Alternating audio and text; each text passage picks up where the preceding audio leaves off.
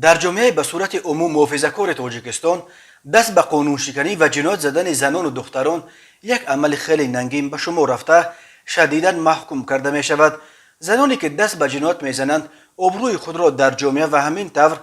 در میان خویش و تبار و همسایگان از دست میدهند و در بین مردم به قول سرپست میشوند. ولی با این وجود از تاجیکستان درباره دست به این و آن جنایت زدن زنان خبرها به دست میرسند. از جمله مقامات ملیسای تاجیکستان روز 14 مارس سال 2022 از بازداشت یک باره 3 جوان زن تنها در شهر دوشنبه برای صادر کردن جنایت‌ها خبر دادند. به گفته مقامات 2 جوان زن، یکی 21 و دومی 24 ساله را در پایتخت به افباشی عیبدار می‌کنند. یکی از آنها اپای خودش را با کارد زده زخمی کرده است و یکی دیگر در تاکسی پول راننده را نداده به بالای این با تاکسیران دست به گریبان شده است و در مقایسه با این 2 زن افباش، یک زن 28 ساله ساکن شهر دوشنبه که با گمان دست داشتن در چند حالت قلابی دستگیر شده است حتی موسیقی بیگناه می نماید. روز 12 مارس در اینترنت نوار لحظه مناقشه و دشنام و حقارت یک جوان زن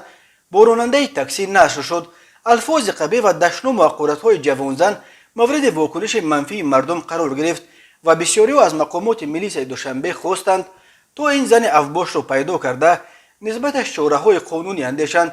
مرکز مطبوعات ریاست وزارت کارهای داخلی دوشنبه خبر داد که در نتیجه سنجش نوار مذکور معاین کرده شد که جوان زن در نوار انعکاس یافته شهروند نبی و دلنوزه عزیزونا سال تولدش 2000 استقامت کننده شهر دوشنبه محله گپرزی می باشد. ضمن سنجش و پرسش شاهدان حادثه آشکار کرده شد که نبی و دلنوزه از خدمت رسانی اتومبیل مسافربر استفاده نموده درباره پرداخت نکردن مبلغ راهگیرا با راننده اتومبیل مناقشه و دست به گریبان شده با الفاظ قبیح دشنام نیز داده است که این حالت در نوار نشر گردیده نیز بر اعلام مشاهده می گردد. گفته می شود در خبر وابسته به این از جانب کارمندان میلیشیا نسبت به نبی و دلنوزه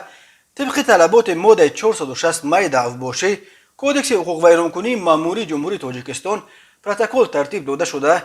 جهت چاره‌جویی به دادگاه نوعی فردوسی ارسال کرده شد. دادگاه در نوبت خود بنا به سبب در تربیت خود داشتن کودک خردسال 7 ماه از حبس جوانزن خودداری کرده او را به اندازه 4 نشان دهنده برای حسابها 256 سامانی جریمه بست. مرکز مطبوعات وزارت کارهای داخلی تاجیکستان در همین حال خبر می‌دهد که به شعبه وزارت کارهای داخلی در نوع اسماعیل سامانی با عریضه جوانزن 26 ساله ساکن پایتخت مراجعت نموده است که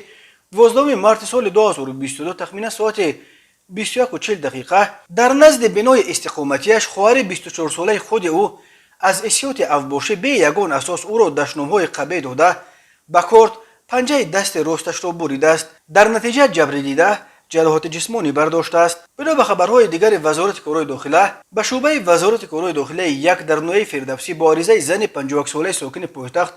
مراجعت نموده است که ماه نوامبر سال 2021 زن 28 ساله ساکن شهر دوشنبه برای فریب به باوریش در آمده از او برای فروش محصولات عطریات زنانه را به مبلغ 50,000 سامانی گرفته محصولات را فروخته ولی پول را تا حال نمی‌دهد. این جوان زن همچنین به آن گمان بر می‌شود که برای فریب به باوری زن 31 ساله ساکن شهر دوشنبه در آمده از او برای فروش متاعهای زنانه را به مبلغ 44,600 سامانی گرفته این متاعها را الکی فروخته است ولی پول صاحب بار را تا حال نداده است.